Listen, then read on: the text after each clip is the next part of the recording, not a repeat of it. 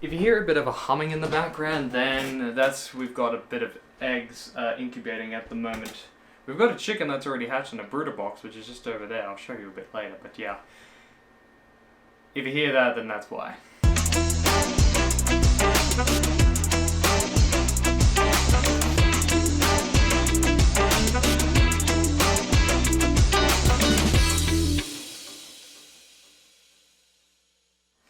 Hello YouTubers out there, welcome back to Jordan YT. I've been on a little bit of a hiatus because I've been doing things in the background. Do apologise about that, but other than that, some things obviously have to take more importance over YouTube. We know how it is, life goes on, boo. So yeah, sorry for me. But yeah, I formally apologise to you for not uploading to once a week. I formally request your forgiveness. But other than that, today I need to actually go get the product.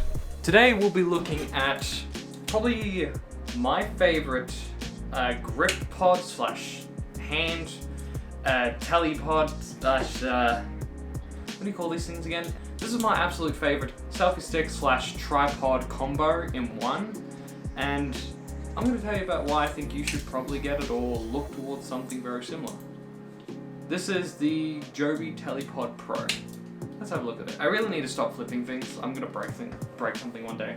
The company Joby, well known for their Gorilla Pods, the bendy tripods that was pretty much made by, very famously, by every single YouTube vlogger out there. More notably, whoever started the trends, more notably Casey Neistat, using the actual Gorilla Pod for his vlog series from season 4. I'm pretty sure he still uses it to this day. But yeah, Joby are well known for actually making extremely good quality products of the actual Gorilla Pod. Now there were some complaints coming up in the future, being that it loses its strength over time, but traditionally they've been doing all the bendy tripods and they've been doing all the Gorilla Pods and the Gorilla Pod accessories. Now they've come out with something completely different, being a more traditional tripod and being a more traditional selfie stick and tripod combo.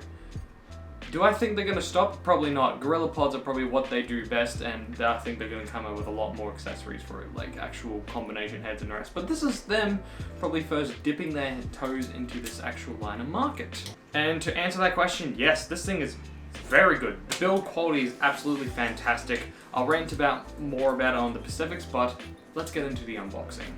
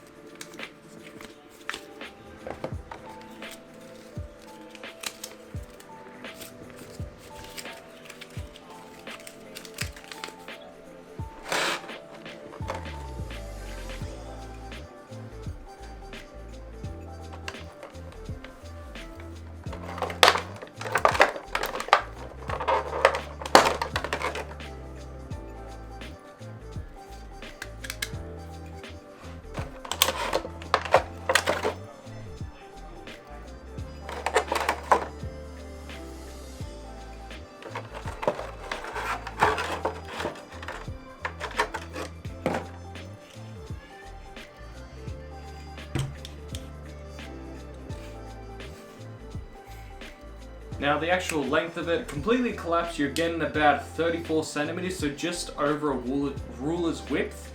And then if you were to fully extend it, you're getting a total of 79 centimeters or 80 centimeters. And that's a very good range of actual length as well, so definitely plenty on the end of it. Going over the tripod is built very well. The handles slash legs are a hardened plastic with a rubber grip wrapping the outside with diamond imprints, giving a very comfortable grip in your palm. Moving up a bit, you'll see these holes in the legs, which is for the remote to clip in with this little plastic shoe, so you can easily reach with your thumb when the telepod is fully extended to take photos with your camera or phone. Now if anything, there is something I'm going to get off to the blade. This is totally not an absolute thing, but the little lanyard thing they provided with, absolute piece of shit. I swear to God, you know, slave labors in Chinese companies can probably make a better quality than that. So yeah, other than that, get rid of it. Not bad, but yeah, honestly, you don't really need it. You'll probably put your own little lanyard to it as well. But other than that, more than likely I'm going to take it off because I won't use it as my phone as much. Although it is super damn handy for when it's fully extended and, you know, you can either hit record with your phone. I need to test it with my camera. I don't think it will work. Moving to the tripod head, we have a 1/4 mount for your camera. The mobile mount is built like a tank, having two 1/4 mounts on the side for accessories with a vice grip for your phone and having a cold shoe on the top for a microphone. The column is made out of metal and is not going to break anytime soon, but the best part is when you loosen to tighten the phone grip up, you can actually rotate. You can actually turn the entire mount 90 degrees so you can easily go into vertical or portrait mode. Alright, now going back to the actual tripod. It's a bit weird how you actually get it to extend. Some people aren't going to like this, but others will. So pretty much what you're going to do, there are basically 4 levels to this. First level being that it's in its already, you know, decent form. I'd probably have a GoPro on top of this. But to actually extend it, it's actually got a 3-stage locking mechanism where you actually twist the actual head of it. Now, it's not smooth. If I actually come close to you guys, you can actually hear the... You hear that?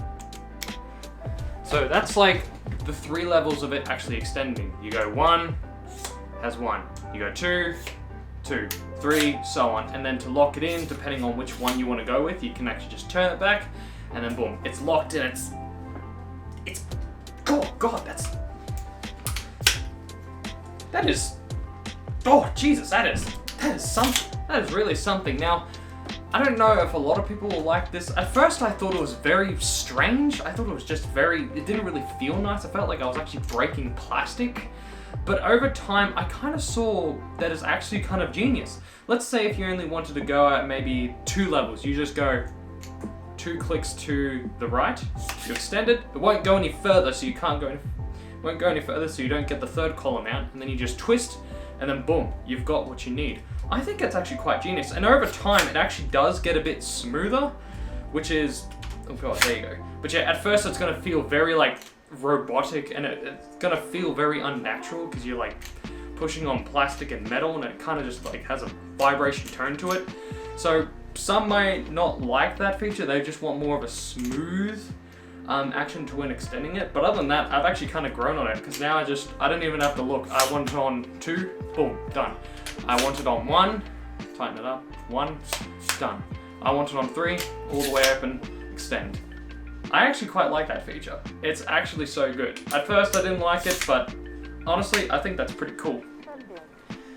Now, probably my only con to this tripod is that when you're going into tripod mode, and when you're actually extending it, as you can see, the actual legs and the column itself are actually just, well, they're not lined. You put it on the ground, it's just going to tip over. So you kind of have to probably like you have to like extend it. And the problem is it has to be the 3rd level. So you kind of have to like pull it out, lock it in, lock it out, and then push down again to kind of get the middle column out. But yeah, that's kind of my only complaint. So you can't really just put it straight on like a solid, you can't really put it on a flat surface. You're gonna have to bring it out. And it is the 3rd level as well, so you're gonna have to like unlock it, bring it out a little bit, maybe hold it, push this back down, lock it again. And then you've got like your, you know, tripod to go down. And then obviously once you put it down on the surface, you can find as close as you can, or you can get it low to the ground like that. So yeah, that's probably my only complaint with it. I kind of wish the columns were reversed, so it actually would do the big one first, and then the small one, then I kind of wish the columns were reversed in its locking mechanism. I wish it would do the big one first to kind of get everything out of the way, then the 2nd and 3rd one to, you know, get your full reach out of it. Instead it's the other way around, which kind of sucks, but it's kind of controllable. But yeah, that's really my only complaint. You can't as easily to like fold out the legs and put it on a surface. You got to like kind of finesse it a little bit. So that's my only complaint with that. Now, all in all, besides that one con that I found, I think it's actually I think it's a really damn good tripod and grip combo. It's quite small package, so this can go into like a shoulder bag or a messenger bag or a very small like 10 liter backpack, easy peasy, no problem. And it's rugged enough where like it can pretty much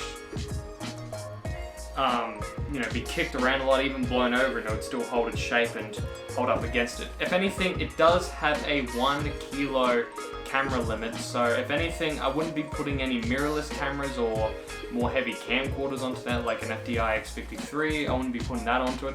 But GoPros, point and shoots, and possibly, I reckon even the ZV-1 could definitely go on this and hold its own. So yeah, cameras under 1 kilo or X amount of pounds, whatever that is. Here it is right here. Do I wish it was a little bit stronger? Sure I do. Like a 2 kilo limit, that would be fantastic.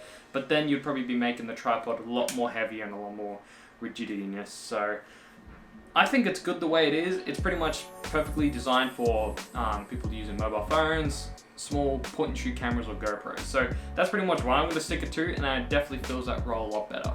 If I wanted to put a more heavier camera on, I'd definitely get a sturdier tripod. But keeping it lightweight and having the amount of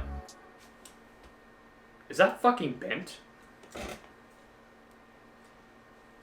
Okay. That must have been when I had the camera on. So yeah, definitely do not... Yeah, okay. Alright, so I want to make this pretty clear. Do not do this.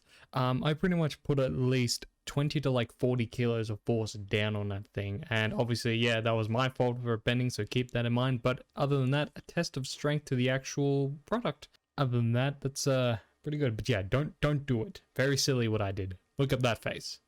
Very stupid. That's a very interesting discovery, but yeah, all on camera and all on raw, which is what I'd say. Another thing I want to mention, the actual strap of it is actually really nice.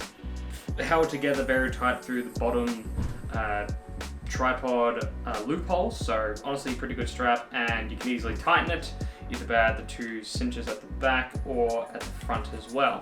So if you're ever doing something dangerous like over a cliff or something, then you know if you drop this, it ain't going nowhere. Yeah, to pair the remote to your phone, you simply just either turn it on. I'm pretty sure it's always on, or you just press it on and then it will just turn itself on. But yeah, I think it's always on. You pick it up with your Bluetooth and then it just acts as a simple like start and stop if you're in the movie recording mode, or a simple photo snap if you're in photo mode. So yeah, that's definitely awesome. That's definitely awesome to have. And another benefit of that, you can definitely set this like further away on a tripod with your phone, and then just either put the remote off in your pocket and then just take the photo what you need. I've shaken this around and all the rest of it. I've like bumped it. I've even chucked it against a tree and the remote has not came off. Like yeah, so it could be easily knocked off if like something easily caught onto it. So maybe keep it separate in a different pocket. But yeah, when you need it on a tripod, just clip it in and use it when you need it. That concludes my review of the Joby Telepod Pro. Now, there are different models and variations of the Telepod. I, for instance, have the Telepod Mobile Pro, which pretty much comes with everything that the Telepod Pro does. It just has a phone mount, so. There's one with a ball head, there's one with just without it, so it'll just come with its normal, like, a 1/4 20-inch thread mounting, and that's pretty much all you get. So depending on what you need, just have a look at Joby's website. I think there are about 5 different versions you can get, but mostly either cater towards cameras that are under 1 kilo, so keep that in mind.